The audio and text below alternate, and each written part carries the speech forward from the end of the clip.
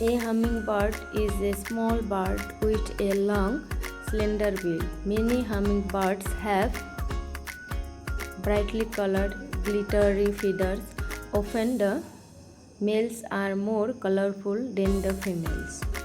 The birds are named for the humming sound made by the rapid beating of their wings. There are about 320 kinds of hummingbirds. They live only in the Americas.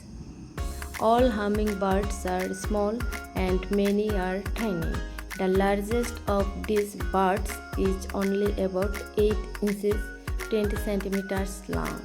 It is called the giant hummingbird. Some small hummingbirds beat their wings 80 times per second. Thank you for watching.